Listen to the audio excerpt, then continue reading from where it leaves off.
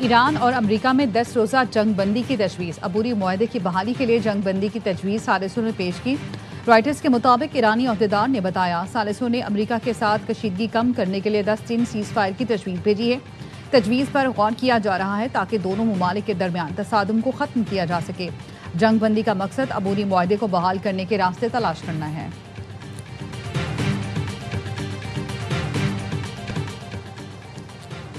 امریکی فوجیوں کو نشانہ بنایا تو ایران کو کئی گنا قیمت چکانا ہوگی۔ امریکی فوجیوں کے تحفظ پر کوئی سمجھوتا نہیں ہوگا۔ وزیر دفاع اور عسکری قیادت کو ہدایات جاری کر دی، امریکی فوج ہر ممکن رد عمل کے لیے تیار رہے۔ امریکی صدر ڈونلڈ ٹرمپ کی ایران کو سخت رد عمل کی وارننگ۔ امریکی صدر نے کہا نتن یاہو کو امریکہ آمد پر گرفتار نہیں کیا جائے گا۔ اسرائیلی وزیر اعظم اس وقت ایران کے خلاف برسر پیکار ہیں۔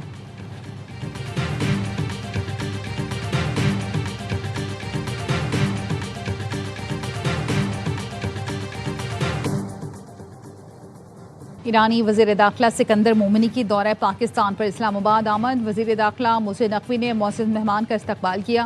ذرائع کا کہنا ہے سکندر مومنی ایرانی صدر کا خصوصی پیغام لے کر آئے ہیں۔ وزیر داخلہ محسن نقوی سے ایرانی ہم منصب کی ملاقات ہوئی۔ محسن نقوی نے کہا امید ہے ایرانی وزیر داخلہ اچھی خبر لے کر آئے ہیں۔ دورہ پاکستان سے دو طرفہ تعلقات کو فروغ ملے گا۔ ایرانی وزیر داخلہ نے کہا پاکستان اور ایران کے تعلقات مثالی ہیں۔ پاکستانی حکومت اور عوام کی مہمان نوازی کا ہمیشہ معترف رہا ہوں۔ سکندر مومنی وزیر اعظم اور فیلڈ مارشل سے ملاقات کریں گے۔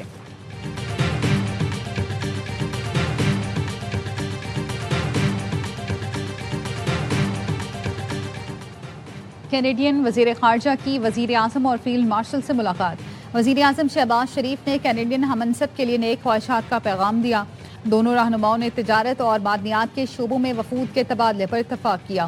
فیلڈ مارشل سے ملاقات میں علاقائی سلامتی اور پاکستان کینیڈا کے درمیان دو طرفہ تعلقات پر تبادلہ خیال کیا۔ فیلڈ مارشل نے عالمی امن، علاقائی استحکام سے متعلق پاکستان کا موقف پیش کیا۔ مشترکہ سیکیورٹی چیلنجز سے نمٹنے کے لیے تعاون اشتراک کی اہمیت پر زور دیا۔ کینیڈا کی وزیر خارجہ نے دہشت گردی کے خلاف پاکستان کی قربانیوں اور کوششوں کو سراہا۔ خطے میں امن کے لیے پاکستان کے تعمیری کردار کی بھی تعریف۔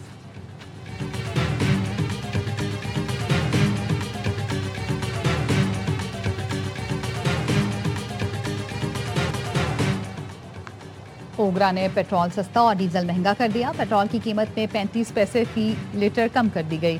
پیٹرول کی نئی قیمت 315 روپے 80 پیسے فی لیٹر ہو گئی۔ ڈیزل کی قیمت 5 روپے 71 پیسے فی لیٹر کا اضافہ کیا گیا۔ ڈیزل کی نئی قیمت 360 روپے 6 پیسے فی لیٹر ہو گئی۔ اوگرا کی سفارش پر پیٹرولیم ڈویژن نے نوٹیفیکیشن جاری کر دیا۔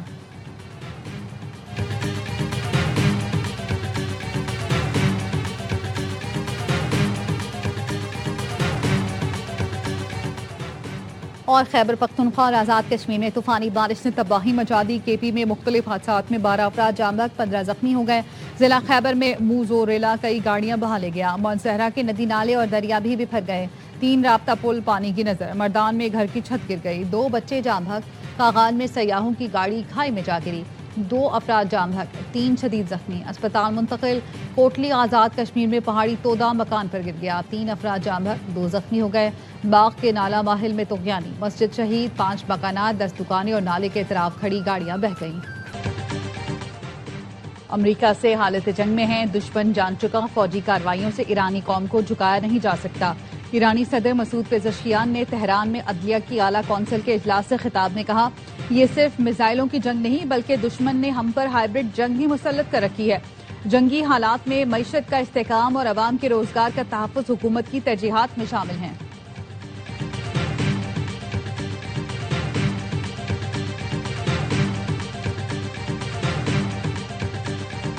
ایران کے خلیج میں امریکی اڈوں پر بمباری۔ اردن میں پاسداران انقلاب نے امریکی F-16 اور F-15 ہینگرز کی تباہی کی فوٹیج بھی جاری کر دی۔ کویت میں امریکی ریڈار، طیاروں کے ہینگر اور MQ-9 ڈرون بیس کو نشانہ بنایا۔ قطر میں امریکی early warning radar system drone حملے میں تباہ کر دیا۔ بحرین کے السخیر ایئرپورٹ پر امریکی ڈرون شیڈز کو تباہ کیا گیا۔ سلمان پورٹ پر امریکی جہازوں کو بھاری نقصان پہنچایا۔ آبنائے ہرمز سے گزرنے کی کوشش پر 2 آئل ٹینکرز دھماکے سے اڑانے کا دعویٰ کیا۔ پاسداران انقلاب نے کہا جنگ برسوں بھی جاری رہی تو ہمارے میزائل دشمن پر برستے رہیں گے۔ امریکی صدر کے دعووں کے برعکس میزائل اور ڈرون کا وافر ذخیرہ موجود ہے۔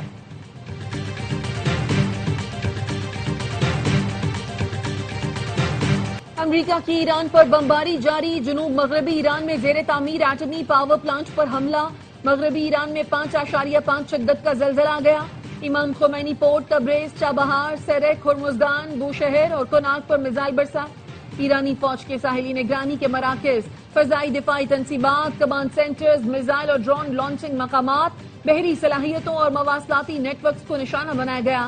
ایران کا خطے میں امریکی اہداف کو کامیابی سے نشانہ بنانے کا دعویٰ، پاسداران انقلاب کا کہنا ہے کویت میں امریکی ریڈار، طیاروں کے ہینگر اور ڈرون بیس پر حملے کیے، قطر میں امریکی ارلی وارننگ ریڈار سسٹم تباہ، آبِ ہرمز سے گزرنے کی کوشش پر 2 آئل ٹینکرز کو دھماکے سے اڑانے کا دعویٰ۔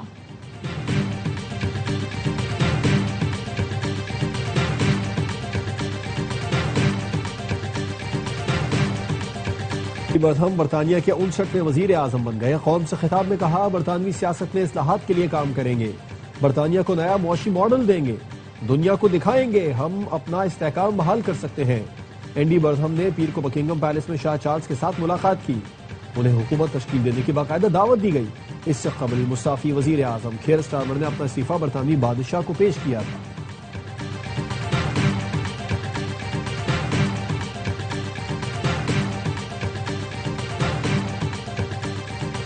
پٹیاری میں حادثے کا شکار مال بردار ٹرین کی بوگیاں پٹری سے ہٹا دی گئی، مرمتی کام مکمل، فرید ایکسپریس کو روانہ کر دیا گیا، ڈاؤن ٹریک پر ٹرینوں کو 10 کلومیٹر فی گھنٹہ کی رفتار سے چلانے کی ہدایت، اب ٹریک کی مکمل بحالی کے لیے مرمتی کام جاری، ٹرینوں کا شکار شیڈول درہم برہم، ٹرینیں تاخیر کا شکار، لاہور سے کراچی آنے والی قراقرم، کراچی، پاک بزنس اور ملت ایکسپریس منسوخ کر دی گئی۔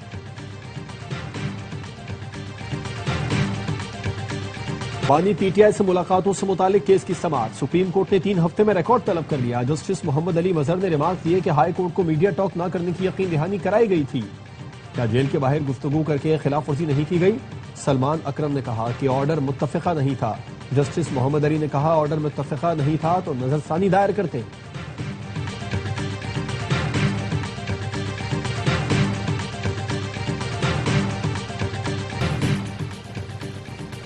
بانی پی ٹی آئی کی بہن نورین نیازی نے وکیل کے ذریعے این سی سی آئی میں جواب جمع کرا دیا، وکیل فیصل ملک کے مطابق نورین نیازی کا ابتدائی بیان جمع کرایا ہے جو مکمل نہیں۔ نورین نیازی نے این سی سی آئی میں بطور پیش ہونے کے لیے 4 ہفتوں کی مہلت مانگی ہے۔ نورین نیازی کو ضابطہ فوجداری کی دفعہ 160 کے تحت سوشل میڈیا، ریاستی اداروں کے خلاف جھوٹا اور اشتعال انگیز مواد پھیلانے پر طلب کیا گیا تھا۔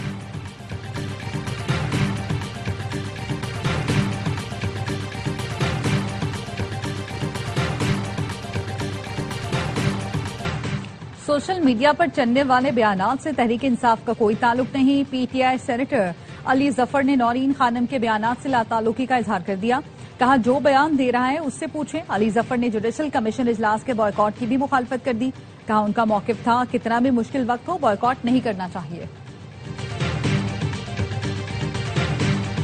کراچی میں منگو پیر کی نجی سوسائٹی سے اغوا ہونے والا بچہ بازیاب، پولیس نے آذان کو ماں کے حوالے کر دیا، اغوا کار آذان کو گھاروں میں چھوڑ کر فرار ہوئے تھے۔ آذان کے والد کا کہنا ہے دوست کے فارم ہاؤس ملازم نے فون پر بتایا ایک بچہ ملا ہے، ہم بھاگے بھاگے گھاروں پہنچے، جس نے تعاون کیا سب کے شکر گزار ہیں۔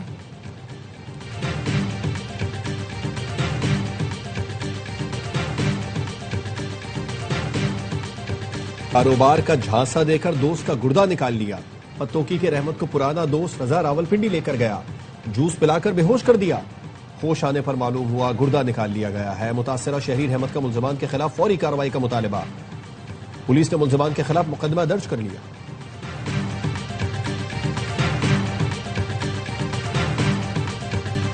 کراچی سے انسانی اسمگلرز کا 7 رکنی گروہ گرفتار، F I A human trafficking circle کی نارتھ ناظم آباد میں کارروائی، deputy director F I A نے بتایا ملزمان بیرون ملک بھیجنے کے لیے 8 سے 10 لاکھ روپے لیتے تھے، کراچی میں مختلف ناموں سے کام کرتے رہے، ملزمان سے سینکڑوں پاسپورٹ، اسلحہ، پولیس وردیاں اور لیپ ٹاپ ملے۔